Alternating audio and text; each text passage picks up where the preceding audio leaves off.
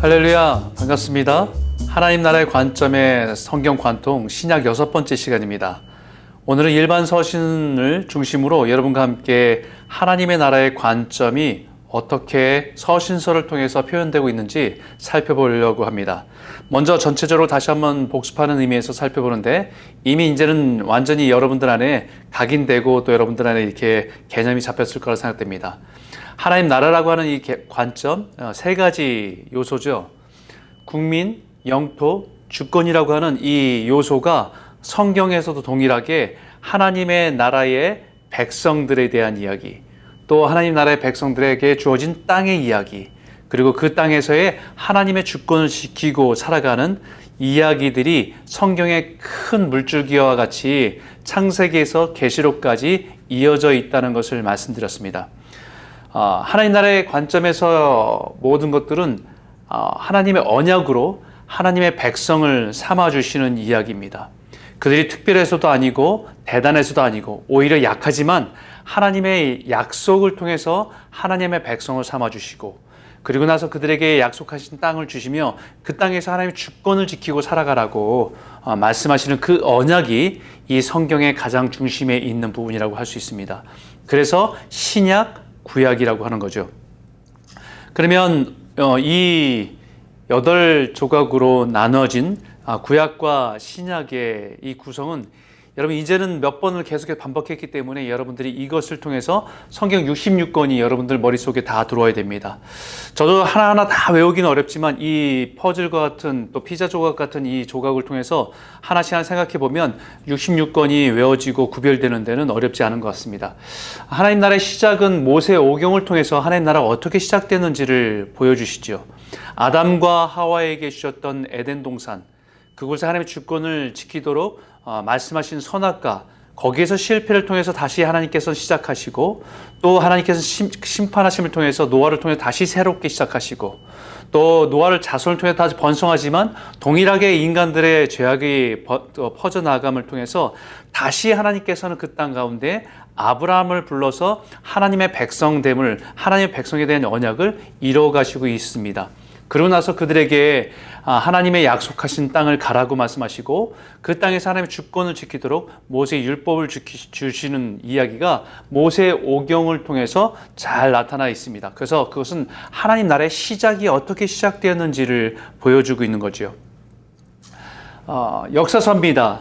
여호수아를 통해서 하나님이 약속하신 땅을 정복해가는 이야기를 통해서 하나님 나라의 발전 과정, 정복해가는 과정, 그 땅에서 나라가 세워지고, 또 다윗을 통해서 통치하시게 하시고, 또 그 다음에는 분열되고 깨어지는 모든 역사 속에서 그 역사에 보여주고 있는 것은 이스라엘의 역사를 보여주고 있지만, 그 역사 속에 보여주고 있는 것은 하나님의 나라의 발전 과정, 흥망성쇠, 하나님 나라가 어떨 때 성하고 영광을 얻게 되고, 어떨 때 그들이 약해지고 또 주변 국가로부터 고통을 받고 있는지를 그들이 역사를 통해서 말씀해주고 있는 것이 역사서 12권에 담겨져 있는 내용입니다.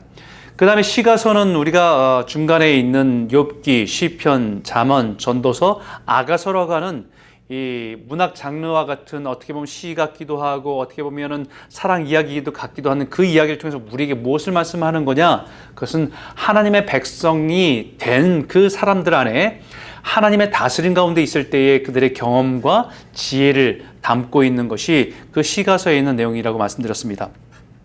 그 다음에 선지서는 하나님의 백성들의 실패와 하나님의 백성들에 대해서 실패했지만 그들에 대해 새 소망을 주신 이야기가 큰 트랙으로, 큰 두 기둥으로 모든 선지서 안에 담겨져 있다고 말씀드렸죠.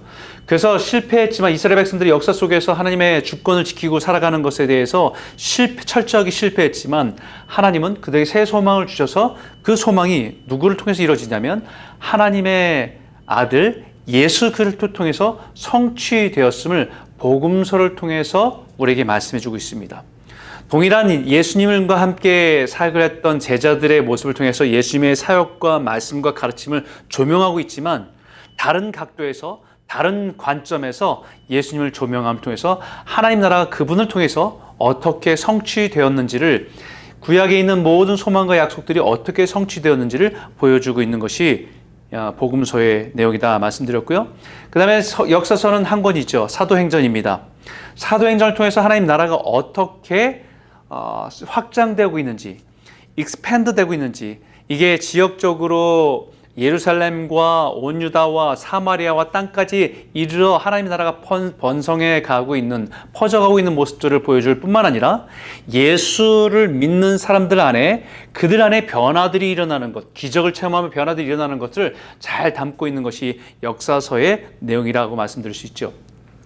서신서는 이제 우리가 2주에 걸쳐서 사도 바울의 서신 7권, 그리고 오늘 일반 서신 7권을 통해서 하나님의 백성의 신앙과 삶, 하나님의 백성, 성도로 살아가는 사람들 안에 그들이 살아가는 삶의 터전 속에서, 또 그들이 갖고 있는 문화의 모든 그 여러 가지 환경 속에서 그들의 신앙이 무엇인지, 또 그것이 하나님의 다스림 가운데 주권을 지키고 살아가는 것이 무엇인지를 보여주고 있는 것이, 하나님 백성의 신앙과 삶을 보여주고 있는 것이 서신서다 말씀드렸습니다. 그리고 이제 마지막으로 계시록을 통해서 하나님 나라의 완성을 말씀해주고 있는 것이 신구약의 66권의 성경에 하나님 나라의 관점으로 이것들을 분류해 볼 수 있는 것이지요. 자, 그러면 신약의 전체 관통을 다시 펼쳐보면 구약의 예언들이 예수 그리스도를 통해서 어떻게 성취되었는지를 조명하고 있고, 그것이 새 언약을 통해서 우리에게 새 소망이 되고 우리에게 믿음을 통해서 하나님 백성 되는 길이 열렸음을 말씀해주고 있고요. 그것이 십자가의 죽음과 부활 승천을 통해서 완성하시고, 또 우리 의지가 아니라 우리 안에 성령, 약속하신 성령을 통해서 하나님의 주권을 지키고 살아갈 수 있도록, 보혜사 성령 되신 그분을 따라서 우리가 믿음으로 살아갈 수 있도록 인도하신다는 약속의 말씀입니다. 그리고 나서 교회들, 성도들에게, 이제 하나님의 다스림 가운데 있는 성도들에게 쓰신 서신서들이 바울 서신과 사도들의 서신이죠. 이 14권의 히브리서까지 포함해서 14권의 서신서를 살펴보았고, 오늘 이제 사도들의 서신들을 살펴보는 시간들을 갖도록 하겠습니다. 그래서 마지막 계시록을 이제 다음 주에 살펴보면서 하나님의 나라의 완성을 어떻게 이뤄 가시는지를 성경 전체적으로 정리하면서 살펴보겠습니다. 지난 시간에도 잠깐 얘기했지만은 바울 서신과 히브리서까지 포함해서 14권을 포함했습니다. 이거는 분류하기 편해서 그냥 7권으로 분류했지요. 하지만 히브리서는 바울의 서신이라고 말하기도 어렵고, 또 여러 가지 이야기, 그러니까 저자들의 주장하는 바가 다르기 때문에 그냥 여기 편리상 바울 서신과 함께 해서 14권으로 그것을 붙여서 같이 여러분과 나눴습니다. 재미있는 것은 바울 서신의 특징은 수신자 명으로 되어 있다는 거죠. 받는 사람의 명으로 되어 있습니다. 그래서 받는 교회의 명이든지 받는 사람의 명을 통해서 에베소서, 빌립보서, 빌레몬서, 골로새서 이렇게 표현되어 있어서 수신자 명으로 되어 있습니다. 근데 오늘 살펴볼 일반 서신들은, 7권의 일반 서신들은 발신자 명으로 되어 있습니다. 보내는 사람의 이름을 따라서 야고보서, 베드로 전서, 후서, 요한 1서, 2서, 3서, 그리고 유다서 이렇게 되어 있습니다. 아마 그 보내는 사람의 권위가 있기 때문에 특정한 어떤 대상뿐만 아니라 모든 보편적인 교회들이 갖고 있는 환경과 여건 속에서 동일하게 읽으면서 그 권위에 따라 신앙의 지침을 가지고 지혜를 얻고 신앙의 방향을 찾도록 도왔던 서신서들이 사도들의 서신이라고 말할 수 있겠지요.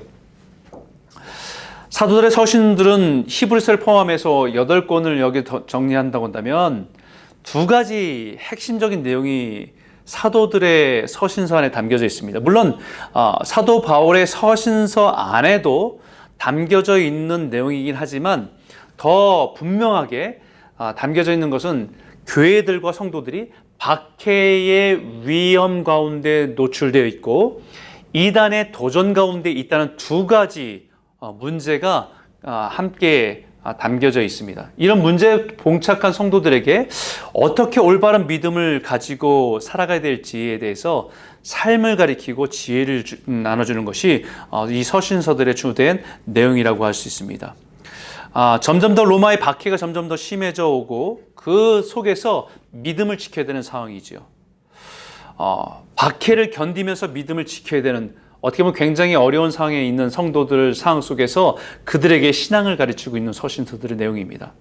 뿐만 아니라 이런 박해뿐만 아니라 이단들의 가르침이 등장하면서 기존의 신앙들을 잃어버리고 떠나는 변절한 일들이 곳곳에서 일어났기 때문에 신앙의 본질이 무엇인지 그들이 다시 한번 도전하면서 그 믿음을 지키도록 권면하고 있는 것이 이 일반 서신서들의 내용의 주된 내용이라고 할 수 있습니다. 그럼 첫 번째로 야고보서를 말씀을 나누면 하나님의 나라의 관점에서 이 서신서들의 내용은 아까 우리 피자 조각 같은 8조각의 그 의미를 살펴보면 하나님의 백성의 신앙과 삶이라고 말씀드렸습니다. 하나님의 백성의 신앙과 삶. 그런 그 틀 속에서의 야고보서는 뭐냐면 신앙이라고 하는 것이 그냥 믿음으로만 갖고 있는 것이 아니라 반드시 행함으로 증명이 되어야 된다는 것을 강조하고 있는 것이 야고보서라고 할 수 있습니다. 근데 어떤 분이 그러지요. 야고보서인데 왜 영어 성경에는 제임스입니까? 라고 이렇게 얘기해요. 이 야고보는 예수님의 형제 야고보입니다.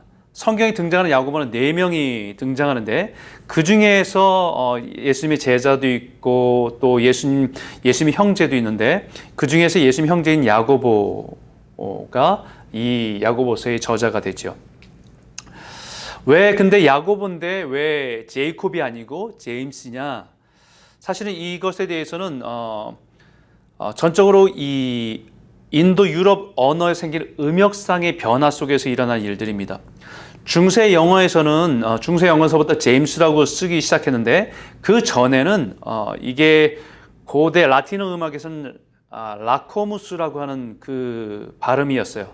이것이 라틴어 음악으로 라코무스라고 하는 번역이 오는데 거기에서 영어 번역이 다시 한 번 더 따라오면서 라코무스, 자코무스, 제임스라는 것으로 나왔다고 얘기합니다. 그래서 사실은 이것이 뭐 특별한 것이 아니라 언어가 음역으로 변화되는 과정에서 라틴어에서 다시 영어로 또 프랑스의 언어로 그 중간중간에 거쳐가면서 이것이 좀 변형됐다라고 할 수 있는 것이 정설이라고 볼 수 있습니다.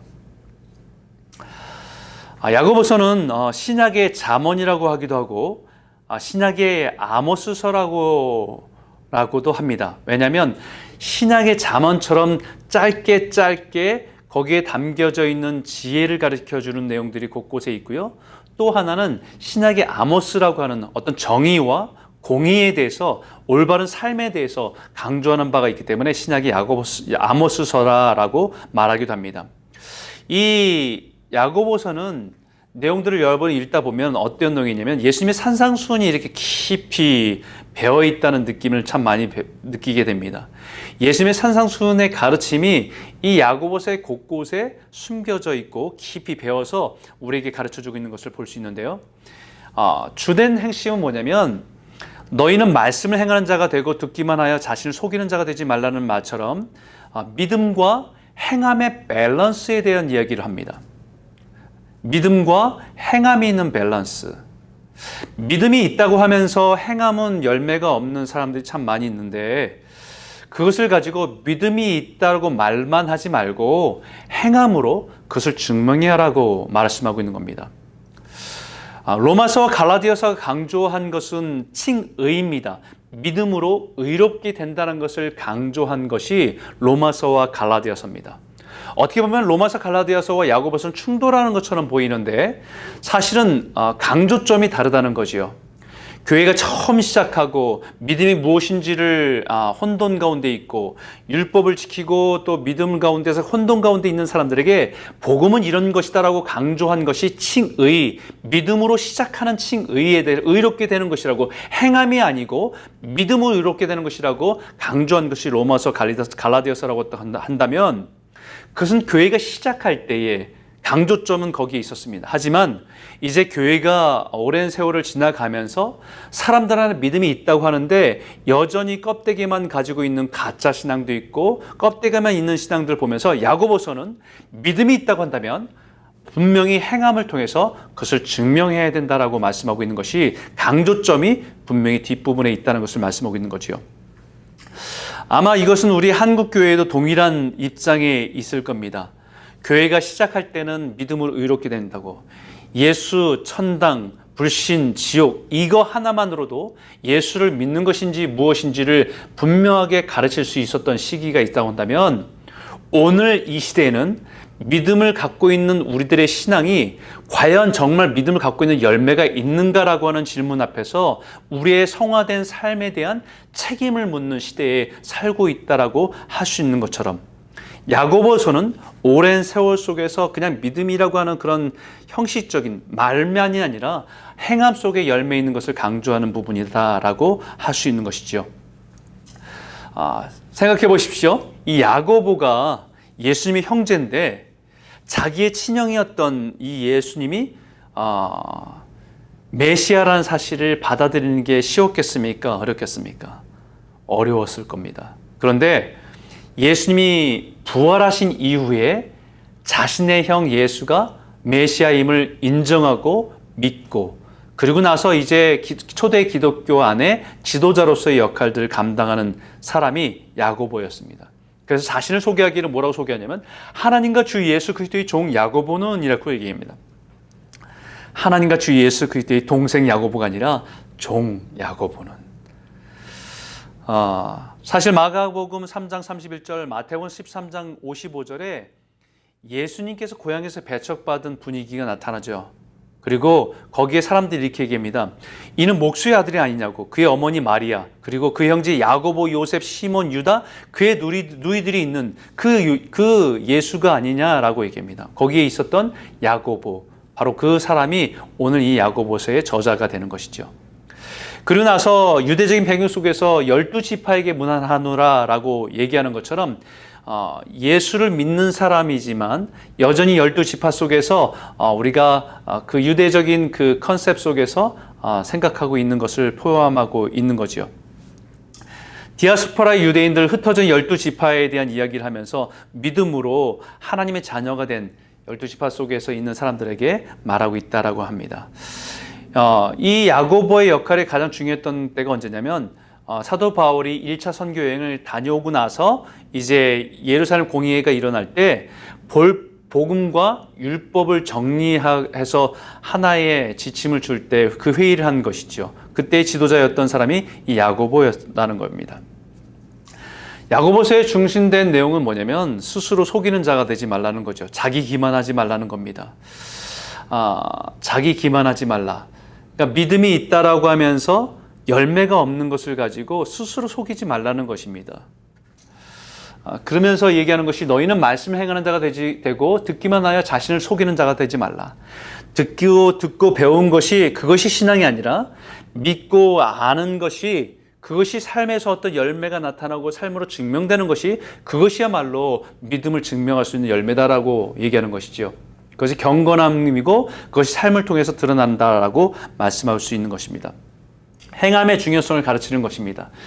너희 중에 지혜와聰明이 있는 자가 누구냐? 그는 선행으로 말미암아 지혜의 온유함으로 그 행함을 보일지니라. 행함으로 구원 얻는 것이 아니라 믿음으로 구원을 받고 얻지만 그 믿음 반드시 행함으로 증명이 되는 것이다 라고 말씀하고 있는 것이죠. 그런 의미에서 시험은 믿음을 증명하는 기회다라고 얘기할 수 있는 것입니다. 행함으로 증명되는 믿음을 말하면서 여러 가지를 얘기하는데, 첫 번째는 뭐냐면 우리의 믿음을 증명할 수 있는 기회는 첫 번째는 시험입니다. temptation, 테스트가 될 수도 있겠죠. 그래서 권면하고 있는 것은 내 형제들아 너희가 여러 가지 시험을 당하거든 온전히 기쁘게 여기라. 믿음의 시련이 인내를 만들고 인내를 온전히 이루면 우리가 온전해져서 조금도 부족함이 없게 된다라고 얘기합니다. 그래서 시험에 대한 이야기를 1장에서 얘기하면서 거기에 대해서 시험을 받을 때는 힘들고 어려운 상황이지만, 그러나 그 시험 속에서 무슨 열매를 만들어내라고요? 온전함이라고 하는 열매가 있다는 거예요. 그 시험을 통해서 믿음이 있다고 한다면 그 시험을 통과해내고 그 시험을 통해서 내가 온전하게 예수를 닮아가는 거룩한 삶으로 변화되는 열매, 그것이 온전함이라는 열매를 맺어갈 수 있다는 거죠. 그것이 증명할 수 있다는 거죠. 시험으로 증명할 수 있다는 겁니다. 두 번째는 우리의 삶 속에서 믿음이 있다고 한다면 사회 속에서 있는 가치관과 우리가 살아가는 가치관이 다르다는 겁니다. 그 중에 하나는 뭐냐면 사람을 차별하면 안 된다는 거예요. 야고보서 2장 1절에 내 형제들아 영광의 주 곧 우리 주 예수 그리스도에 대한 믿음을 너희가 가졌으니 사람을 차별하여 대하지 말라.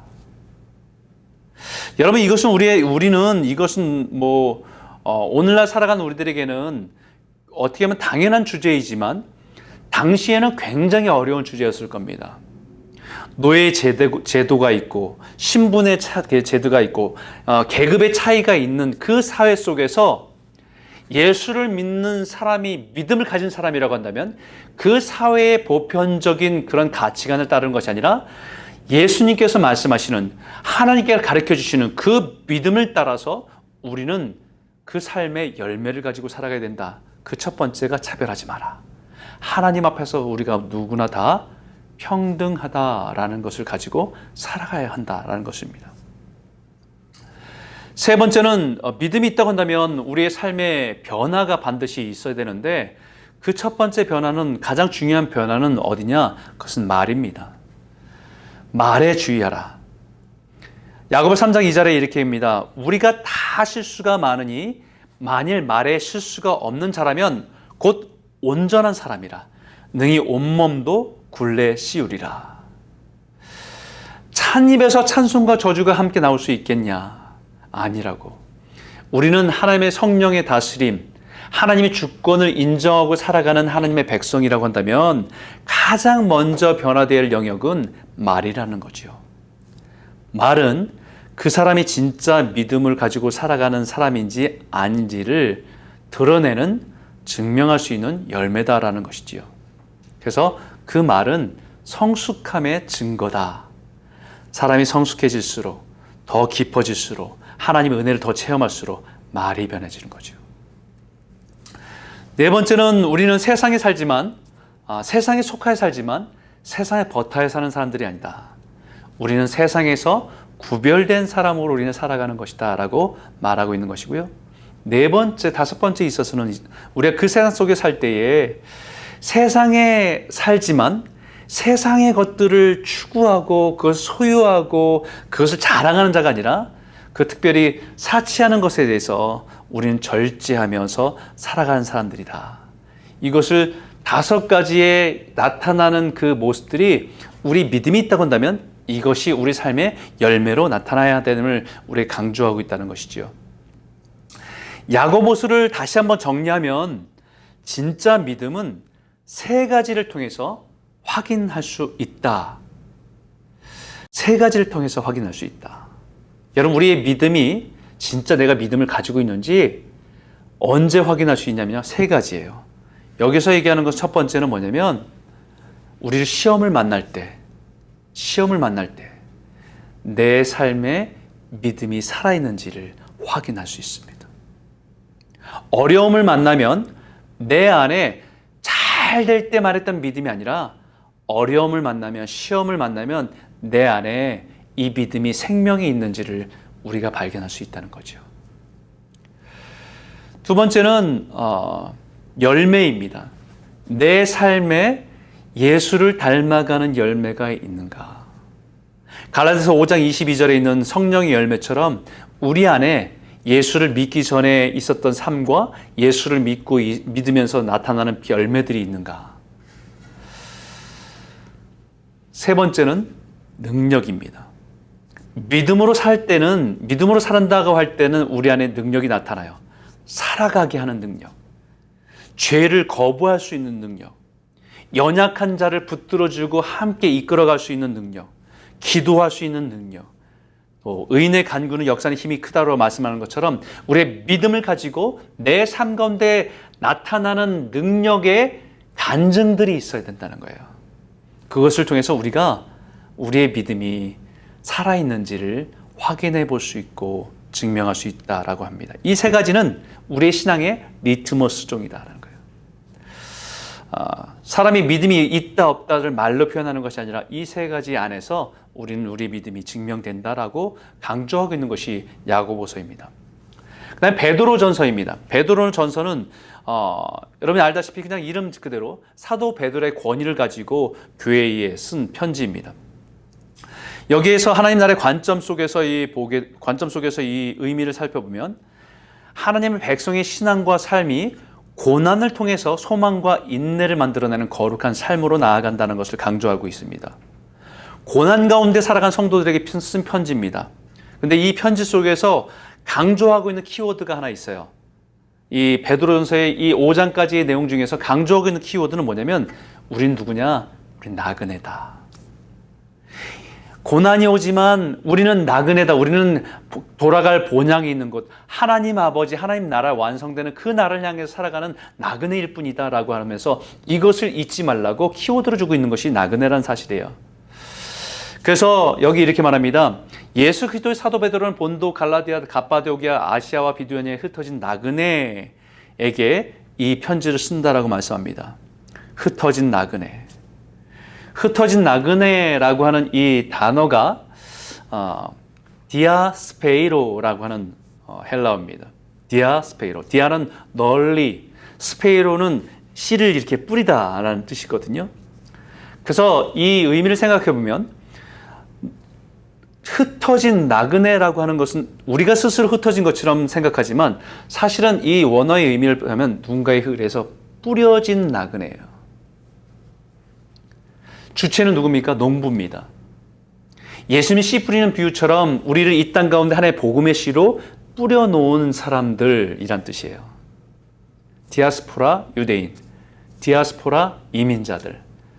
하나님이 내가 결정해서 이곳에 와서 사는 것 같지만 하나님은 우리를 이 땅에 보내신 겁니다. 흩으신 거예요. 뿌리시는 겁니다. 그래서 복음의 씨로 살아가라고. 그 의미를 정확하게 우리에게 전하면서 여기에 지역들 기억하시죠? 본도, 갈라디아, 갑바도기아, 아시아, 비두니아. 어디냐면요. 이 지역입니다. 아시아, 비두니아, 본도, 갈라디아, 갑바도기아. 여기는 우리가 선교 여행을 통해서 살펴봤던 1차 선교 여행이 안디옥에 출발해서 구브로 섬을 통해 여기에 루스트라, 이고니온, 더베라고 하는 이 지역에 1차 선교 여행을 마치고 다시 돌아갔죠. 그리고 2차 선교 여행은 나아가서 이쪽 지역을 돌보고 그 다음에 북쪽에 있는 지역을 돌보려고 하다가 다시 저쪽 그리스로 넘어간 것이 2차 선교 여행이라고 할 수 있죠. 이 지역에 있는 지금의 터키라고 하는 이 지역인데 이 지역에 있는 성도들을 격려하기 위해서 박해 속에 있는 성도들을 격려하기 위해서 쓴 편지가 베드로전서, 베드로후서입니다. 사실 이 편지를 쓸 당시에 직면했던 박해는 네로 황제의 박해입니다. 로마의 그 전까지의 기독교인들이 받았던 박해는 로마의 박해라기보다는 곳곳에서 그런 갈등도 있었긴 하지만 본격 그 전까지는 유대인들에 의한 박해들이 많았고요. 이때부터는 로마 제국을 통해서 받는 박해들이 시작됩니다. 네로 황제의 박해는 여러분 잘 알다시피 여러 가지 정치적인 여러 가지 이야기 있겠지만 로마의 대화재가 일어났을 때 정치적으로 조금 이렇게 몰리고 있는 상황이 있었던 네로가 자기에게 불리해지는 자기에게 원망을 듣고 자기에게 책임을 몰리는 그런 상황들을 해결하기 위해서 누군가에게 원인을 이렇게 누군가에게 누명을 씌우고 이것을 희생양이 필요했습니다. 그때 가만 보니까 유대인들과 기독교인들이 사는 지역에서는 불이 나지 않은 거예요. 전 로마시의 3분의 2가 불이 났다고 하는데 그 중에서 기독교인들과 유대인 공동체가 사는 그 지역에는 불이 나지 않은 것을 보면서 그들이 방화를 했다고 그들이 방화 혐의를 뒤집어 씌우면서 박해가 시작됐습니다. 이때에 베드로와 바울이 순교를 하게 되지요. 이때 박해는 제국의 수도인 로마에서만 일어났습니다. 이때 이 배경을 갖고 있는 것이 소설 쿼바디스 도미네라고 하는 소설입니다. 들어보셨죠? 베드로가 이 박해를 피해서 로마를 떠나서 돌아가는데 부활하신 예수님을 길에서 만난 거예요. 그래서 이 베드로가 묻지요. 주여 어디로 가시나이까? 쿼바디스 도미네. 그러자 예수님께서 네가 버리고 간 양들을 위해서 성도를 위해서 내가 다시 십자가에 못 박히기 위해서 돌아간다라는 말을 듣고 회개하고 다시 베드로가 로마를 들어가 복음을 전하고 성도들을 섬기다가 결국은 십자가에 거꾸로 매달려 순교했다는 이야기가 있습니다. 그 박해 속에서 그런 위기가 긴장감 속에 있는 성도들에게 믿음을 지키는 것이 중요하다라고, 우리는 잠시 이 땅 가운데 나그네로서 하나님의 복음의 씨로서 이 땅에 왔다가 하나님 나라에 돌아갈 존재들인 것을 잊지 말라고 박해를 견디는 우리의 정체성에 대해서 강조하고 있는 것이 베드로 전서의 내용입니다. 그렇기 때문에 여기에 신앙의 목표는 우리는 거룩함입니다. 부르심의 목적이 오직 너희를 부르신 거룩한 이처럼 너희도 모든 행실에 거룩한 자가 되라. 기록됐을 때 내가 거룩하니 너희도 거룩할지어다 라고 하셨습니다. 이 말씀이 이제 구약에 출애굽할 때 백성들에게도 말씀했던 것처럼 그들에게 너희의 거룩한 하나님이 너에게 말씀하신다라고 말하면서 거룩함을 요구하시는 거죠. 그래서 우리가 이 땅에 살아갈 때 구원의 진리, 구원하신 이유가 뭐냐? 그것은 우리를 거룩하게 하기 위함이기 때문에 그 거룩함을 위해서 살아가라고 권면하고 있다는 겁니다. 거룩함이라고 하는 것은 우리 안에서 찾는 어떤 우리가 갖고 있는 능력이 아니라 하나님께서 우리를 구별하셨다라고 하는 것에 대한 의미가 더 강합니다. 레위기의 정신도 이거죠. 먹는 것, 입는 것, 사는 것, 모든 것 안에서 너희는 구별된 사람이야. 너희는 거룩함으로 하나님께 특별히 구별된 사람이야. 너희를 통해 하나님의 영광을 드러내기 위해서 너희를 구별한 사람이다라고 말하는 것이 거룩하다는 거예요. 그렇기 때문에 계속해서 베드로전서는 그 박해 속에서 성도들에게 우리가 누구인지를 잊지 말라고 강조하는 것입니다. 그래서 여기에 그러나 너희는 택하신 족속이요 왕같은 제사장들이요 거룩한 나라여 그의 소유가 된 백성이니 이는 너희를 어두운 데서 불러내어 그의 기이한 아름다운 덕을 선포하게 하려 하심이라 라고 말씀하고 있는 겁니다. 우리가 누구냐? 박해를 이길 때는, 어려움이 올 때는요, 우리 정신 바짝 차려서 우리가 누구인지를 분명히 깨닫고 살아가는 것이 중요하다는 것입니다. 무엇을 해야 되는 것이냐? 그렇기 때문에 우리는 그런 박해 속에서도 위축되는 사람이 아니라 선을 행하는 자로, 고난을 당해도 선을 행하는 자로, 고난 속에서 낙심을 하고 두려워하면서 살아가는 사람들이 아니라 우리는 그 속에서도 선을 추구하고 선을 행하는 자임을 잊지 말라는 것입니다. 그래서 베드로전서 3장 17절에 선을 행함으로 고난 받는 것이 하나님의 뜻일진대 악을 행함으로 고난 받는 것보다 낫다. 선을 행함으로 고난을 받을 수 있어요. 세상이 깨어져 있으면요. 선을 행하면 칭찬받아야 마땅한데 선을 행하는데 고난당할 수 있습니다. 그렇기 때문에 우리가 누구인지를 잊지 않고 상황에 따라 바뀌는 것이 아니라 우리는 어떠한 상황 속에서도 선을 행하며 살아갈 백성이다라는 것을 강조하고 있는 거죠. 사단은 우리를 흔들어 놓습니다. 두려움 가운데 고난이 임하고 박해가 오고 핍박이 오면 우리의 신앙들을 흔들어 볼 때가 있지요. 근데 여기에 고난에도 베드로전서에 나타난 고난의 세 가지 종류의 고난을 얘기해요. 첫 번째는 뭐냐면 죄로 인해서 징계를 받는 고난이 있습니다. 그죠? 우리가 죄를 행하면 하나님 우리를 사랑하시기 때문에 징계하시는 거예요. 징계하시는데 우리는 그것을 당할 때는요, 그것은 고난입니다. 어렵잖아요. 힘들잖아요. 아프잖아요. 왜 내가 고난을 받는지 이유도 모를 수도 있습니다. 두 번째는 부당한 고난이 있습니다. 이해가 되지 않는 고난이죠. 왜 나에게 이런 일이 있을까? 왜 이런 어려움들이 우리 가운데 이뤄질까? 라고 하는 고난들이 우리 안에 닥칠 때가 있습니다. 근데 거기에 뭐라고 얘기하냐면 베드로전서 2장 9절 10절에 그때에도 하나님을 생각하고 참으면 아름답다라고 얘기합니다. 여러분, 우리는 사실 죄로 인한 징계를 받는 고난이나 부당한 고난이나 우리는 그때는 구별을 못합니다. 내가 죄를 짓고 받는 고난이지만 우리는 그때 첫 번째 질문, 왜 나에게 이런 어려움을, 왜 하나님은 나에게 이런 고통을 주십니까? 라고 하고 하나님께 원망하면서 그 고난을 힘들게만 받아들일 때 있습니다. 그런데요, 그때도 분명한 것은 방향성은요, 그때도 하나님을 생각하고 참으면 우리는 다 때로는 내가 당하는 고난이 우리 자녀를 위해서 나에게 아픔을 주는 고난일 수도 있고요. 성도를 위해선 저에게 주는 고난일 수도 있습니다. 다 몰라요. 때로는 내 문제 때문에 하나님께 징계하시기 위해서 저에게 고난 주실 때도 있습니다. 근데 그때 하나님을 생각하고 하나님 바라보면요, 그때 깨닫게 하세요. 그것이 나의 죄로 인한 것인지 아니면 그것을 묵묵히 다 알 수 없지만 묵묵히 찾아가다 보면 나중에 그 하나님의 이유가 무엇인지를 깨닫게 되는 거죠. 요셉이 고난당할 때에 물론 형제들한테 꿈을 자랑했고 교만했기 때문에 받는 부분도 있었겠지만 나중에 깨닫게 된 것은 뭐냐면 다 이해할 수 없어. 그 순간 이해할 수 없었지요. 신실하게 보디발의 아내의 유혹에서 지켰지만 감옥에 갇히는 그 일 속에서 다 이해할 수 없었습니다. 하지만 나중에 깨닫게 된 것은 그 순간 하나님을 바라보면서 견디며 참으면서 인내했을 때 나중에 깨닫게 된 것은 우리의 생명을 구하려고 형들보다 아버지보다 나를 먼저 이곳에 보내신 겁니다 라고 하는 그 깨달음을 통해서 고난이 이해가 되는 것입니다. 세 번째 고난은 뭐냐면요, 주를 위해서 받는 고난입니다. 하나님의 뜻대로 살아가다가 받는 고난이에요. 정직하다가 받는 고난이고 진실하다가 받는 고난입니다. 근데 이 고난은 뭐라고 얘기하냐면 그리스도의 고난에 참여하는 복된 길이에요. 베드로전서 4장 13절에 이렇게 말합니다.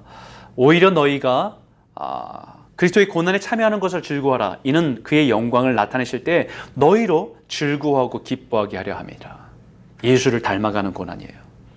예수님의 고난에 예수님의 눈물을 알고 예수님의 슬픔과 예수님의 기쁨을 아는 고난입니다. 그렇기 때문에 하나님의 그 영광의 날에는 이것은 멸류가 아니고요, 이것은 훈장이 되는 고난입니다. 그래서 고난이 올 때는 뭐라고 얘기하냐면요, 기뻐하고 기뻐하라. 그렇게 깨어있으라. 베드로전서 5장 8절과 9절에 근신하라 깨어라. 너희 대적 마귀가 우는 사자같이 두루 다니며 삼킬 자를 찾나니 너희 믿음을 굳건하게 하여 그를 대적하라. 이는 세상에 있는 너희 형제들도 동일한 고난을 당하는 줄 알미라. 그러니까 고난 당하고 시험 당할 때 서운해하지 말고 오해하지 말고, 고난에는 하나님의 분명한 뜻이 있기 때문에 다 이해할 수 없는 부당한 고난이라 할지라도 그때 하나님을 바라보고, 때로는 징계로 인해서 다 내가 억울함 가운데 있을지라도 하나님을 바라보면 하나님께서 은혜 주시고 우리를 새롭게 하시고, 주님을 따르다가 받는 고난이라고 한다면 그것은 영광 가운데 빛나게 할 하나님의 인도하심이 있을 것이고, 그렇기 때문에 깨어있으라고, 고난은 축복이라고 우리에게 말씀하고 있는 거죠. 여러분, 철로역정에 순례자가 이제 출발을 합니다. 신앙을 가지고 신앙을 하는데 그때 함께 동행했던 첫 번째 동행자가 유순환이라고 하는 사람입니다. 그 사람과 같이 동행을 하는데 첫 번째 만난 어려움이 낙담의 늪에 빠져요. 낙담의 늪. 막 허우적됩니다. 이게 순례의 길, 자기 믿음을 가지고 그 순례의 길을 가지고 천성을 향해 나아가는데 어려움을 당하는 늪에 빠지니까 이 유순환이라는 사람은 그 늪에서 돌아가 버려요. 고난을 당하니까 예수 믿으면 좋은 일만 있고 천국에 가는 그 꿈만 꾸면 같지만 정말 그것에 낙담해 버리니까, 낙담의 늪에 빠져서 그 고난의 의미를 알지 못하니까 결국은 돌아가 버린다는 겁니다.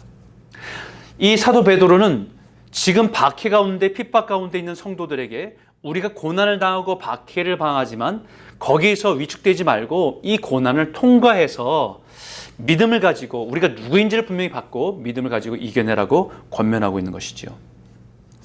베드로 사도 당시 박해와 또 다른 위험은 뭐냐면 이단들의 반응이었습니다. 그래서 베드로 후서에는 그 부분에 대한 강조점을 재림에 대한 소망을 가지고 결국은 거룩한 삶을 살아가라고 우리에게 권면하고 있다는 것이죠. 여러분, 우리가 믿음을 가지고 살다 보면 이렇게 예수 믿는 게 힘들지라고 느껴질 때가 있어요. 믿음을 지켜내기가 참 어렵습니다. 그리고 그때마다 좀 쉬운 길을 가고 싶은 유혹이 생깁니다. 미혹이 있지요. 예수 믿으면 어렵고 힘들게 느껴진 적은 여러분 없으십니까? 어떤 부분에 그렇습니까? 내 삶의 변화가 힘겹고 내 영적인 현실의 현주소를 깨닫게 되면 그 한계를 느낄 때 참 힘들잖아요. 그러면 누군가 이렇게 쉬운 길을 제시해주면, 그럴 필요 없어. 쉬운 길을 제시해주면 그 길에 이렇게 미혹되고 싶은 마음들이 있습니다. 예수 믿는 게 쉬운 게 아닌데 거기다 박해까지 있으니 얼마나 힘들겠어요. 그러다 보니까 성도들이 거룩함을 가지고 살아가는 그 여정의 순례길을 가르기보다는 쉽게 가려고 하는 타협점들을 제시하는 거짓 선생들과 이단의 유혹들에 쉽게 마음을 주고 빠지기 시작합니다. 그 위험이 그 당시에 많이 있었던 거예요. 그래서 이렇게 얘기합니다. 그러므로 사랑하는 자들아, 너희가 이것을 바라보나니 주 앞에서도 점도 없고 흠도 없고 평강 가운데 나타나기 힘쓰라. 우리의 신앙의 길의 골은 거룩함입니다. 하나님의 거룩한 백성으로 부르심 받았기 때문에 끝까지 우리가 추구하고 이루어야 될 것은 거룩함이에요. 그 때문에 끝까지 그 길을 잃어버리지 말라고 주님 오신다. 이게 베드로후서의 핵심입니다. 그래서 신앙의 여정에 대해서 베드로후서가 우리에게 도전을 주는 거예요. 믿음의 삶이 거룩함을 회복하는 과정의 여정이다. 그 기나긴 여정이다. 우리의 순례길을 걸어가는, 우리 인생을 다 걸쳐서 걸어가는 믿음의 길이다라는 것을 가르치면서 베드로후서 1장 4절에 뭐라고 얘기했냐면 우리 인생의 길은, 우리 신앙의 길은 신의 성품으로 참여하는 자로서 우리가 들어선 길이다라고 강조하는 거예요. 신의 성품, 하나님의 성품으로, 잃어버린 하나님의 형상, 하나님의 성품들을 회복하는 과정으로 우리가 시작된 것이 믿음이다라고 강조하고 있는 것이지요. 그래서 베드로후서 1장 1장 5절에서 7절에 이렇게 말합니다. 그러므로 너희가 더욱 힘써 너희 믿음의 덕의 지식을, 지식의 절제를, 절제의 인내를, 인내의 경건을, 경건의 형제 우애를, 형제 우애의 사랑을 더하라라고 권면하고 있는 것은 믿음만 가졌다고 끝나는 것이 아니라 믿음은 그 다음에 덕을, 그 다음에 지식을, 그 다음에 절제를, 인내를, 경건을, 형제우애를, 사랑을 이렇게 하나씩 성숙해 가는 과정으로 우리를 인도해 가신다라고 합니다. 생각해 보십시오. 믿음으로 시작했다고 한다면 첫 번째 오류에 빠지는 경우가 뭐냐면 자기 믿음만, 자기가 은혜 받은 것들만 생각하면서 실수하는 경우가 많아요. 다른 사람에 대한 것들을 돌아보지 않는. 그래서 그 다음에 중요한 게 뭐냐면 믿음으로 더 하나님의 은혜를 누리고 있다고 한다면 두 번째 중요한 게 뭐냐면 덕을 세우는 거예요. 공동체의 덕. 다른 사람을 배려하고 다른 사람을 돌아보는 시선과 그 마음을 가지고 균형을 잡으라는 겁니다. 그러다 보면 우리의 신앙이 좀 기울 수 있습니다. 다른 사람을 배려하고 다른 사람을 돌아보는 것들이 눈이 열리기 시작했는데 그것이 잘못되면 다른 사람의 눈을 신경 쓰고 다른 사람의 시선을 생각하고 다른 사람의 평가에 맞춰주면서 자신의 삶을 살아가기, 자신의 신앙들을 자꾸 거기에 맞춰갈 수 있는 위험에 있기 때문에 그 다음에 중요한 게 뭐냐면 지식입니다. 올바른 지식에 근거해서. 올바른 지식에 근거해서 다른 사람에게 눈치와 다른 사람의 평판이 아니라 하나님의 말씀의 지식을 알아가면 갈수록 아는 것과 믿는 것이 하나가 되도록. 근데 지식이 늘어나면 우리가 많이 배우고 신앙이 더 깊어지면 지식이 늘어나잖아요. 근데 지식이 늘어나면 뭐가 있으면 위험이 교만해지기 쉽지요. 나보다 못한 사람, 이제 막 신앙생활하는 사람들 보면서 이제 믿음을 가지고 막 시작한 사람들에 대해서 우리는 막 손가락질 그게 아니라고 그 사람들을 판단하면서 업신여기고 무시하기 쉬운데 거기에 필요한 또 한 가지의 균형은 절제입니다. 절제. 내가 많이 한다고 해서 내가 신앙생활 오래 해서 많은 경험이 있다고 해서 많은 것에 하나님의 성령의 체험과 경험들이 많으면 많을수록 우리는 우리의 것을 절제하며 다른 사람들을 이해하고 미숙한 사람들을 이해하고 어리석은 사람들을 용납해주고 그들을 수용해주고 기다려주는 것이 성숙이지요. 그래서 그 다음에 필요한 것이 인내입니다. 인내, 기다려주는 거잖아요. 인내는 신앙의 굉장히 중요한 부분이죠. 우리가 이 시대에 가장 잘 못하는 것이 기다림이잖아요. 빨리 무엇인가 막 결과를 얻고 싶은 욕심이 우리가 참 많은데 거기에서 우리가 이 인내란 과정은 우리의 믿음이, 우리의 지식이, 우리의 신앙이 성숙해 가는, 숙성되어져 가는 과정이 인내라고 하는 것이지요. 그 인내의 과정을 통과할 때 비로소 우리 안에 경건의 모습이 이루어지는 겁니다. 하나님을 닮아가는 godliness. 경건의 모습이 이루어지고 그 경건이 하나님의 형상을 닮아가는 과정이지요. 그 경건의 모습에서 나타나는 결국은 경건의 열매가 뭐냐면 사랑이잖아요. 제일 먼저는 형제 가운데 그 다음에는요 사랑의 열매로 완성되는 거예요. 여러분 이것은 사도 베드로가 믿음을 가지고 시작한 성도들에게 우리의 신앙의 여정이 골이 어떻게 진행되고 있는지를 말씀해 주면서 우리의 신앙은 힘겹지만 하나님의 인도하심 가운데 이 신의 성품에 참여하는 과정으로 우리를 부르셨다라고 얘기하고 있는 것이죠. 그래서 베드로서 1장 8절에 이런 것이 너에게 있어 흡족한즉 너희로 우리 주 예수 그리스도를 알기에 게으르지 않고 열매 없는 자가 되지 않게 하려니와. 예수를 오래 믿었는데 믿음에서만 머물고 어린아이 신앙으로 머물지 않고 이제는 점점 더 성숙해져서 열매가 있는 신앙인으로 살아가라라고 권면하고 있다는 것이죠. 그러기 때문에 신앙을 굳게 지켜라. 어떻게 굳게 지켜요? 부르심과 택하심을 굳게 지켜라. 너를 거룩하심으로 부르셨어. 너를 부족하지만 너의 있는 그 행실을 보는 것이 아니라 믿음 때문에 너를 하나님의 자녀로 부르셨고 이제는 택하셔서 이 땅 가운데 그 복음의 씨로 하나님의 거룩함에 나타난 자로 선한 열매를 나타내는 자로 사명으로 부르셨다는 것을 잊지 말고 부르심과 택하심을 굳게 해서 어떤 박해와 어떤 미혹 속에서 흔들리지 말라고 우리에게 가르치고 있다는 것이죠. 신앙의 핵심적인 부분 두 부분입니다. 확실한 성경 예언을 붙들고 가라고 하고 거짓된 가르침 속에서 대한 경고에 이것을 기준을 가지고 흔들리지 말라고 하는 것이죠. 바른 신앙은 하나님의 성품에 참여하도록 우리를 부르셨다는 것입니다. 신성한 성품으로 우리를 부르셨다는 거예요. 그런데 자꾸 거짓 선지자와 선생들이 나타나서 우리를 미혹합니다. 주를 부인하고 또 호색하는 일들, 그러니까 성적인 것들의 유혹으로 그것을 절제해야 되는 것에 대해서 괜찮다라고 얘기하는 부분들로 나타나기 시작해요. 탐심대로, 욕심대로 살아가는 거 괜찮다고, 욕심대로 살아가는 거 괜찮다고 얘기합니다. 바른 길을 떠나 미혹하게 만드는 일이에요. 거기에 대표적인 인물로 부올의 아들 발람, 불의의 삭슬을 사랑하다가 잘못된 길을 갔다는 거예요. 여러분, 이 부올의 아들 발람이라고 하는 사람은 그 선지자 같은 사람이잖아요.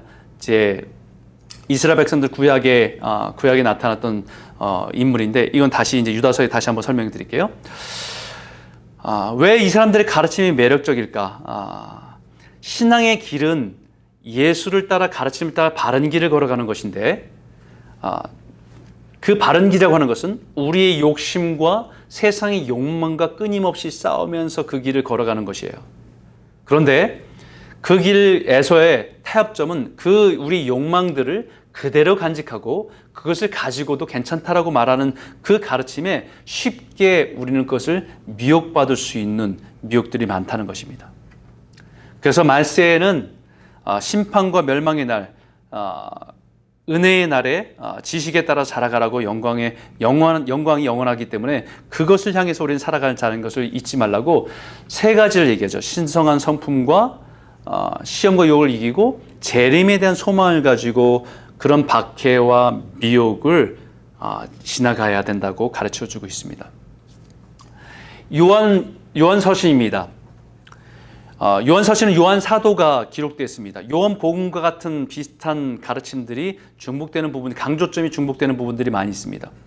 요한서신서, 요한 1서, 2서, 3서는 에베소 교회에 목회를 하다가 바울이 에베소 교회를 3차 선교여행 때 중심지로 사용하고 굉장히 거기 3년 동안 열심히 가르쳤던 두란노 서원과 여러 가지 가르쳤던 시장에서 가르쳤던 교회가 에베소 교회인데 이제 사도 바울이 떠나고 나서 디모데도 잠깐 들어와서 섬기다가 또 이제 여기에 사도 요한이 들어가서 섬겼던 교회가 에베소 교회입니다.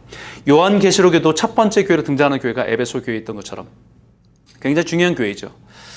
하나님 나라의 관점에서 하나님 백성 신앙의 삶에 대해서 조명해 보면 여기에 강조하고 있는 것은 뭐냐면 하나님의 백성의 신앙의 삶에 중요한 것은 하나님과 교제하는 것입니다.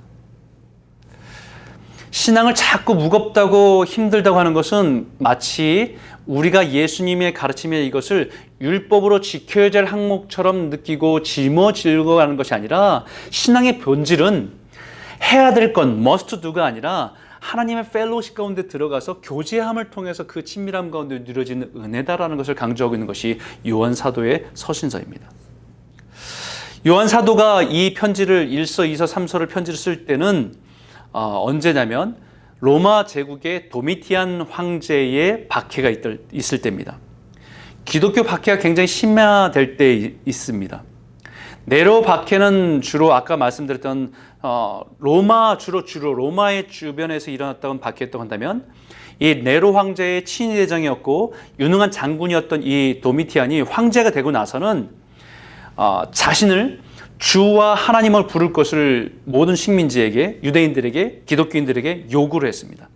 거기에 대해서 거절하고 거부하는 그 사람들을 향해서 범죄인으로 여겼고 처형하게 되는 일인데, 그때 제자 안드레와 마가, 그리고 오네시모가 순교하게 됩니다. 사도 요한을 죽일 수 없었기 때문에 밤모섬에 유배를 보내게 됐던 때가 이 도미티안 황제 때 있었던 거지요. 이 유배가 어떻게 보면 요한이 박해받는 가운데서 하나님께서는 요한계시로 쓸 수 있는 그에게 특별한 시간을 허락하신 시간들이 이 박해 속에서 이루어졌다고 볼 수 있는 겁니다. 그런 배경 속에서 요한 1서, 2서, 3서를 썼다라고 하는 그 배경을 이해하면서 여러분 보시면 좋겠습니다. 그래서 하나님과 교제하는 사람이 하나님의 백성이 가장 중심에 있어야 된다는 얘기를 가르치고 있는데, 하나님을 사랑하는 것은 이것이니 우리가 그의 계명을 지키는 것이라. 그의 계명들은 무거운 것이 아니다. 신앙의 결정체는 바로 사랑이다라고 말씀하고 있는 거예요. 여러분, 이것이다라고 하는 이유가 있습니다. 왜냐하면 하나님을 사랑한다는 것은, 사랑이란 주제가 되게 많잖아요. 세상에서 사랑이란 주제가 너무 많은데, 대중가요도 사랑이란 주제를 가지고 얘기하는 것이 엄청나게 많은데, 마치 그 사랑이 하나님이 사랑하는 것과 같은 것인 양 혼동할 수 있다는 것이지요. 그래서 이것이다 라고 얘기하면서 말하고 있는 것은 하나님의 말씀을 묵상하고 그 말씀을 사랑하고 그 말씀 가운데 인격적인 교제가 있는 것이 사랑인 것을 가르치고 있는 거예요. 여러분, 이 당시에 이 교회들을 어렵게 했던 것은 박해도 있었지만 미혹이라고 하는 이단의 반응입니다. 여러 가지 이단들이 오늘날도 있지만 이 당시에 이단의 주된 가장 강력했던 미혹하는 힘이, 그 이단은 영지주의라고 하는 것이었어요. 그노시스. 뭐냐면 어떤 영적인 지식을 통해서 영혼의 우주적 구속을 가르치는 사상체계입니다. 이게 어떻게 너무 긴 얘기지만 간단하게 얘기하면, 구원이라고 하는 것은 우리 육체의 구원이 아니라 어떤 영적인 지식을, 깨달음을 통해서 우리 영혼이 구원받는다. 영적인 구원이다라고 하는 것이에요. 왜 이런 그 가르침이 당시에 나타났냐면, 기독교와 헬라 철학이 섞여버린 겁니다. 기독교랑 하나님 믿는다고 하는 신앙도 있지만, 당시에 그들 안에 자리 잡고 있던 사고 체계가 헬라 철학 가운데 있었던 거지요. 헬라 철학에는 어떤 가르침이 있냐면, 원래 인간의 영혼은 신적인 본성을 가지고 있는데 육체의 감옥에 갇혀서 신성이 회복된 상태가 인간입니다. 결국 뭐를 가리키냐면 영, 육 간의 이원론을 가리키죠. 영은 선한 것이고 육은 악한 것이다. 이게 이제 영지주의의 이원론입니다. 그래서 결국은 영육 이원론 속에서 나타나는 것. 그렇기 때문에 기독교와 이 헬라 철학이 섞이면서 나타난 것이 이 영지주의인데, 이 이원론의 기초를 하고 있어서 영의 세계는 선하지만 물질의 세계는 악하다라고 얘기합니다. 선악의 이원론을 가리켜요. 그래서 극단적인 형태가 나타납니다. 우리의 육은 악하기 때문에 우리의 육은 어차피 껍데기고 중요한 것은 영혼이다 라고 하는 가르침 속에서 극단적인 경우는 금욕주의, 그러니까 어떤 일체 육식과 결혼도 안 하고 금욕주의로 흘러갈 수 있고, 두 번째는 나타나고 있는 것은 뭐냐면 방탕주의입니다. 어차피 육체는 나쁜 것이고 영혼만 어떤 깨달음을 통해서 구원받으면 되니까 육체로 죄를 짓는 것은 괜찮다는 거예요. 원래 악하기 때문에 그럴 수밖에 없다라고 가르치는 겁니다. 그것이 결국 육체로 인해서 성한 탐닉을 하고 육체의 성적인 육체의 욕망에 빠져 있는 것도 괜찮다는 거예요. 결국 구원은 영적인 구원이기 때문에.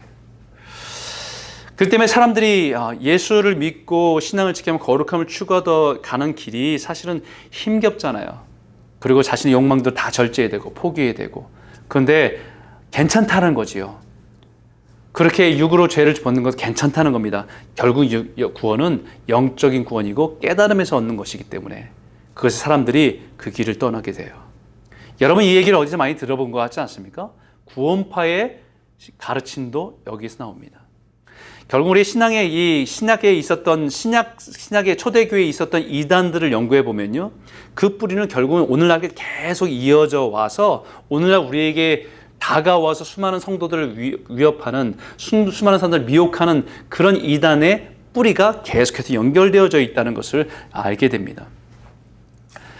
우리의 신앙에 하나님의 성품을 닮아가는 그 여정보다는 쉽게 어떤 계기를 통해서 어떤 은혜를 받거나 어떤 능력을 통해서 쉽게 구원을 얻는 과정에 들어가고 싶은 욕망들이 있는 것을 사람들을 통해서 미혹하게 되는 계기가 되는 거지요. 그래서 여기 요한 2서에는 두 번째는 이단에 대한 대처를 얘기합니다. 그래서 한 장이지만 미혹을 거부하고 살아가라고 얘기하고, 사랑하라. 그러나 아무거나 사랑하는 것이 아니라 사랑은 이것이니 우리가 그 계명을 따라 행하는 것이요, 계명은 이것이니 너희가 처음부터 들은 것을 같이 그 가운데서 행하라. 우리가 하나님의 말씀 받은 것, 말씀 들은 것, 말씀 배운 것, 그것을 가지고 그것을 사랑하고 하나님을 사랑하는 거기서 벗어나지 말라는 것입니다.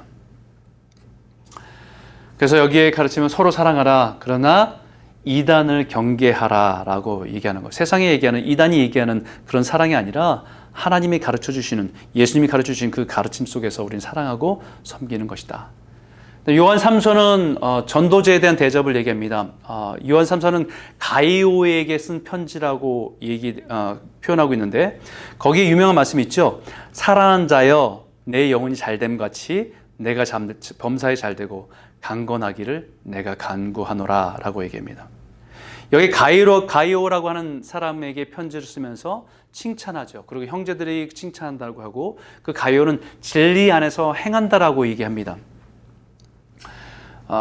진리를 위해서 행하는 자라고 얘기하는데, 여러분 여기에 보게 되면 전도자를 영접하는 그런 문화 속에 있고, 또 한 사람은 또 디오드렙의 악행을 본받지 말라고 하는 두 가지 틀 속에서 이야기되고 있습니다. 간단하게 정리해 보면 이것입니다. 요한 3서에는 이 사도 요한의 진정한 사랑을 받는 일꾼이 가이오라고 하는 사람, 이 사람에게 편지를 쓴 거죠. 그리고 또 한 사람이 있습니다. 또 한 사람 제시하는 게 디오드레베라고 하는 사람이 있고요. 또 한 사람은 데메드리오라고 하는 사람이 있습니다. 그래서 여기에 가이오는 진리를 따라 살려고 하고 소문난 일꾼입니다. 복음 전도자 섬기는 충성스러운 사람이고, 복음 전도자를 잘 섬기면서 잘 보살폈던 사람입니다. 그래서 칭찬받고 이 사람에게 격려해주기 위해서 쓴 편지인데, 근데 여기에 디오데베를 설명하면서 이렇게 얘기해요. 이 사람은 으뜸이 되기를 좋아하는 사람이에요. Love to be first예요. 그러니까 뭔가를 사랑하는데 뭘 사랑하냐면 으뜸이 되기를 원하고, 인정받기 원하고, 남들보다 자기가 무엇인가를 더 많은 것들을 취하기를 원하는 사람입니다. 징계를 받아야 할 대상이라고 얘기해요. 그리고 사도 요한과 신자들을 악한 말로 헐뜯고, 그것뿐만 아니라 복음 전도 잘 대접하는 사람을 막 비난하면서 오히려 그 사람들을 내어쫓는 사람이었다는 거예요. 어떻게 보면 누군가를 비난을 통해서 자신을 높이는 사람이죠. 비판적인 사람들 안에 그런 욕구가 있는 것 같아요. 사람들 막 비판하면 비판할수록 자기가 굉장히 대단히 선하거나 의롭거나 대단한 사람인 것처럼 사람들한테 자꾸 그것을 드러내려고 하는 사람이 있습니다. 아마 디오드레베 같은 사람은 그런 사람 같아요. 그런데 또 한 사람은, 이 교회 안에 또 한 사람은 누가 있냐면 데메드리오인데, 이 사람은 좋은 평을 받는 사람입니다. 사람들에게도 인정받고 존경받는 사람이고, 진실한 삶으로 그런 평을 받는 사람이었고, 진실한 일꾼으로 평을 받는 사람이었습니다. 그리고 진리에 대한 증거가 있고 진실한 일꾼으로서 섬기는 사람이에요. 그래서 이런 사람들을 지금 이렇게 드러내면서 이 가이오에게 뭘 권면하고 있는 거냐면, 사랑하는 자여, 악한 것을 본받지 말고 선한 것을 본받으라. 선을 행하는 자는 하나님께 속하고 악을 행하는 자는 하나님을 배웁지 못하였느니라. 가이오에게 이 두 사람이 교회 안에 존재하는데 흔들리지 말라고, 악한 것을 닮아가지 말고 선한 것을 분별하면서 그것을 닮아가라고. 여러분, 오늘날 교회에도 이런 사람들이 존재합니다. 다 선함은 다 착하고 선하고 하나님 거룩함을 닮아가는 사람들만 있으면 좋겠지만 양도 있고 염소도 있고 알곡도 있고 쭉정이도 있고, 근데 이게 복음을 가지고 신실하게 자라가던 사람들이 잘못된 사람들로 인해서 잘못된 모습을 닮아가는 일들이 교회 안에 많이 있어요. 그렇기 때문에 좋은 것, 선한 것을 본받고 그 사람이 하나님께 속하였는지 말이 아니라 그 사람의 열매를 통해서 보면서 그 사람을 닮아가는 것, 굉장히 중요한 거지요. 네, 이제 마지막 성경 유다서입니다. 유다서인데 참된 신앙의 사수입니다. 이 유다가 누구냐? 이 유다는 아까도 말했지만 야고보도 예수님의 형제 야고보고, 이 유다도 예수님의 제자도 아니고 가룟 유다도 아니고 또 예수님의 형제였던 유다가 쓴 편지입니다. 여러분, 이 예수 그리스도의 종 야고보의 형제인이라고 자기를 소개하잖아요. 그죠? 예수님의 동생이었던 유다가 쓴 편지입니다. 그러다 보니까 예수님의 형제였다가 예수님을 형제였다가 예수를 메시아로 인정하기 어려웠지만 부활하신 예수님을 믿고 초대교회 지도자가 되는 사람이 유다입니다. 그러다 보니까 이 사람이 이 유다서에 보게 되면 자신을 설명하면서, 은혜를 설명하면서 긍휼을 굉장히 강조해요. 긍휼, 불쌍히 여기심.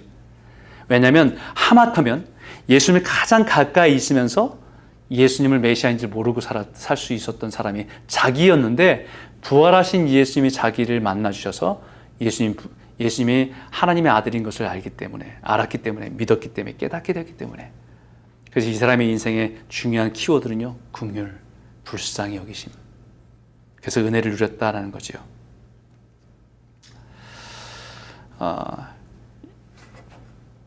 마가복음 6장 3절에 있는 말씀은 아까 제가 야고보를 얘기할 때 말씀했던 그 인정하지 않았던 그 형제였던 모습을 표현해주고 있는 말씀입니다. 유다서 1장 20절에 사랑하는 자들아, 너희는 너희의 지극히 거룩한 믿음을 위해 자신을 세우며 성령으로 기도하라 라고 말씀하고 있습니다. 그러나서 사실 유다가 어떤 주제로 편지를 쓰려고 했어요. 글을 쓰려고 했습니다. 글을 남기려고 했습니다. 여기 보니까 이렇게 돼 있으면, 사랑하는 자들아, 우리가 일반으로 받은 구원에 대하여 내가 너에게 편지하는 생각이 간절하던 차에 성도에게 단번에 주신 믿음의 도를 위하여 힘써 싸우라는 편지로 너희를 권하여야 할 필요를 느꼈다라고 얘기합니다. 무슨 얘기냐면, 첫 번째는 일반으로 구원에 대해서 편지를 쓰고 싶었다는 거예요. 자기가 알고 있는 구원이 무엇인지, 신앙이 무엇인지, 가장 기본적인 믿음이 무엇인지에 대해서 주제를 가지고 그들에게 편지를 쓰려고 했다는 거예요. 마치 로마서나 아니면 갈라디아서 같은 그런 주제, 신앙에 대한, 구원에 대한 주제를 가지고 편지를 쓰려고 했던 마음이 있었는데, 갑자기 주제가 바뀌었습니다. 단번에 주신 믿음의 도를 위해 힘써 싸우라는 주제로 바뀌었다는 거예요. 왜냐하면 그만큼 이 시대에 성도들 안에 있었던, 노출되어 있는 것은 박해와 핍박과 이단의 미혹이 사람들이 변절하고 또 사람들이 그 신앙을 버리는 일들이 많았기 때문에 거기에 대해서 이 부분들을 강조하고 있는 거예요. 그러면서 갑자기 짧은 이 편지 하나를 써서 급하게 힘써 싸우라고, 그 믿음 끝까지 지키라고 강조하고 있었던 것이 이 유다서의 짧은 서신입니다.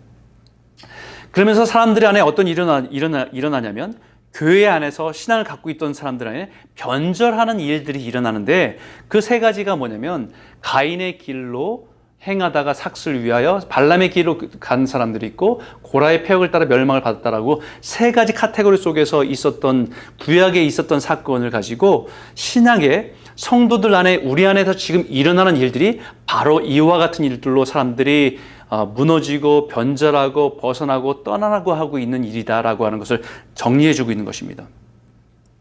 여러분, 여기에 세 가지입니다. 거짓 교사들이 가르치는 이에게 미혹되지 말라고 얘기하고 있는 거죠. 첫 번째는 뭐냐면, 가인의 길에서 길로 따라가지 말라는 겁니다. 창세기 4장에 보게 되면 가인과 아벨의 이야기가 나오죠. 첫 번째 살인의, 형제의 살인이 나타난 것이 창세기 4장인데, 그 이야기 여러분 잘 알다시피 그 이야기는 아벨은 신령과 진정으로 양을 들여서 제사 드렸고, 또 가인은 자신이 그 수확한 곡식을 가지고 제사를 드렸습니다. 그런데 하나님 그것을 받지 않으셨지요. 양이냐 곡식이냐 여기에 포인트가 있는 것이 아니라, 그것은 그 마음에 하나님에 대한 예배로 자신이 가지고 있는 것에 대한 예배의 실패를 얘기하는 것입니다. 형식적이고 자기 중심적인 예배로서 바뀌었다는 거예요. 아벨은 자기가 정말로 아끼는 그것을 하나님을 위해서 자기의 전심을 가지고 하나님의 중심의 예배를 드리는 사람, 제사를 드리는 사람이었다고 한다면, 가인은 자기 중심이 돼서 자기에게 축복을 주고 자기에게 은혜를 주고 자신이 중심이 되었던 예배를 드렸던 사람이 가인이었다는 것입니다. 다시 말하면 지금 교회의 변질이 일어나고 있는 첫 번째는 뭐냐면, 예배의 변질이 일어나고 있는 거예요. 예배는 하나님을 영화롭게 하기 위한 자리인데, 예배가 내 중심의 예배가 돼서 내가 만족하고 내가 좋고 내가 은혜 받고 내가 감동하고 내가 위로받는 것으로 바뀌기 시작하는 것에 대한 실패를 얘기한다는 것이죠. 여러분, 이것은 지금 유다가 이 당시의 교인들에게, 성도들에게 얘기하는 것이지만, 사실은 오늘날 우리들이 돌아봐야 될 예배의 모습 아닙니까? 예배는 우리의 가장 귀한 것을, 가장 귀한 시간을, 가장 귀한 우리의 몸을 하나님께 드리면서 하나님의 영광 받으시도록 우리가 그분께 드려지는 예배가, 하나님 중심의 예배가 아벨의 예배지요. 근데 우리 예배가 가인의 예배가 돼서, 가인의 제사가 돼서 내가 중심이 된 예배로 드리고 있는 것은 아닌가. 결국 오늘날 교회의 어떤 변질과 어려움들은 결국 여기서부터 시작된 거 아니겠습니까? 그죠? 어떻게 보면 오늘날도 참 위험 가운데 있습니다. 우리가 온라인 예배를 드리면서 점점 더 내 중심의 예배로 우리가 너무 익숙해지고 있는 것은 아닌가. 처음에는 안타깝다가 지금은 안타까운 것이 아니라 이게 더 편하다라고 생각하는 우리의 모습으로 변화지고 있다고 한다면, 우리는 나도 모르게 가인의 길에 서 있는 예배자인지도 모릅니다. 두 번째로 얘기하는 것은 발람의 길입니다. 발람의 길. 민수기 22장, 24장에 표현되어 있는데, 모압 평지로 이스라엘 백성들이 이제 요단 동편으로 가나안 땅을 들어갈 때, 모압 왕 발락이 부월의 아들 숫사 발람을 불러다가 돈을 주면서 저주하라고 하기입니다. 근데 그가 그 숫사기 때문에 그 신적인 그런 영감을 통해서 하니까 하나님께서 저주하지 말라고, 축복하라고 오히려 말해서 저주할 수 없음을 고백합니다. 그러고 나서 이 저주하려고 하는 마음이 있을 때 여기에 특별한 일이 생기죠. 자기가 끌고 간 나귀가 말을 합니다. 하나님 얼마나 급하시면 그에게 그런 일들을 회개합니까? 말을 해서 막기도 하고, 그래서 자기는 저주할 수 없다라고 하고 거절하는 것처럼 보이지만, 결국은 나중에 그가 한 일은 뭐냐면, 모압 여인들에게, 이스라엘 백성들에게 유혹할 수 있는, 음란하게 하는 일들을 그들에게 했던, 뒤에 일을 했던 사람의 이름이 발람입니다. 뭐 때문에요? 돈 때문에. 다시 말하면 돈을 사랑하다가 사명을 잃어버린 자입니다. 축복해야 되고 저주할 수 없음을 알지만 하나님의 명을 어기고 자기가 돈을 얻기 위해서 그것을 끝까지 왜곡시킨 사람이 발람이라고 하는 사람이에요. 그렇다고 한다면 발람이라고 하는 사람이 구약에 있었던 일이지만, 오늘 이 시대에 거짓 교사들을 통해서 나타난 것은 뭐냐면, 돈 때문에 사명을 잃어버린 사람들입니다. 뭐 오늘날도 마찬가지겠지요. 돈 때문에 목회의 길을, 돈 때문에 어떤 길을, 사명보다 돈이 더 중요하게 된다고 한다면, 또한 그 길이 그 미혹의 길에 있는 것이라고 말할 수 있죠. 세 번째 길은 뭐냐면 고라의 길입니다. 고라의 길. 민수기 16장에 보게 되면 이 고라는 레위 지파인데 지휘관 250명을 선동합니다. 그리고 당을 짓고 모세와 아론을 거스릅니다. 도대체 너희들이 뭔데, 우리는 이렇게 힘들고 어려운 일을 하는데 너희들은 위에서 명령만 하냐라고 얘기하면서 거슬렀던 일들이 있어요. 생각해 보시죠. 인간적으로 이해가 됩니다. 레위인들이 하는 일들은 사실은 뭐 성전을 돕고 제사를 돕는다고 하지만 사실 실제적으로 하는 일들은 정말 그 짐승을 죽이고 피를 다 쏟고 뭐 거기에 불태우고 이게 엄청 지저분한 일이고, 이동할 때는 그 모든 것을 다른 사람들 수레에 싣고 가지만 다른 레위인들은 그 성막을 수레에 실을 수 없으니까 다 어깨에 짊어지고 가고 얼마나 힘들겠습니까? 그러다 보니까 자신들 볼 때는 자신들보다 낫지 못하는 모세와 아론은 위에서 명령만 하는 것 같고 존경만 받는 것 같은데, 자기들이 볼 때는 그것에 대한 도전을 하는 거예요. 리더십에 대한 도전. 근데 거기에 대해서 하나님께서는 그들을 심판해서 불이 나와서 250명을 불살라버리죠. 그리고 삼켜버립니다. 그 땅이. 이 얘기는 무엇이냐면, 고라의 길이라고 하는 것은 교회의 질서와 어떤 그것을 교만이라고 하는 교만 때문에 그 리더십에 대한 도전과 갈등들이 일어나는 것이에요.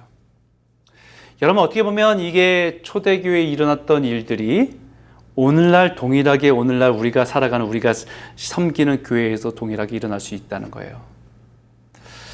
그것이 거짓 교사들에 대한 심판을 하신다는 겁니다. 그래서 거기에 대해서 믿음을 지켜라. 믿음을 지켜라. 그들의 미혹에 넘어지지 말고 믿음을 지켜라. 그 믿음을 지키는 것의 모델을 하나 보여주는데요. 모델이 누구냐면 에녹이라고 한 사람입니다. 창세기의 신비의 인물이죠. 죽음을 거치지 않고 하나님께서 그를 부르고 가신 사람이 에녹이잖아요. 그 에녹이 어떻게 살았는지 이 유다서에 잠깐 언급되어 있습니다. 14절에 아담의 7대 손 에녹이 이 사람들에 대해서 예언하여 이르되, 보라, 주께서 그 수많은 거룩한 자와 함께 임하셨나니. 에녹이 그 사람들에게 계속 던졌던 메시지는 주님이 오신다는 거예요. 그렇기 때문에 우리는 경건하게 살아야 된다고 그들이 강조하고 있는 것입니다.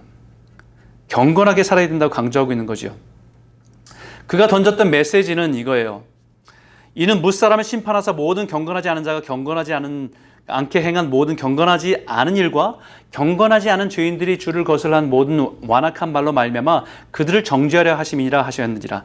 이 사람들은 원망하는 자며 불만을 토하는 자며 그 정욕대로 행하는 자라.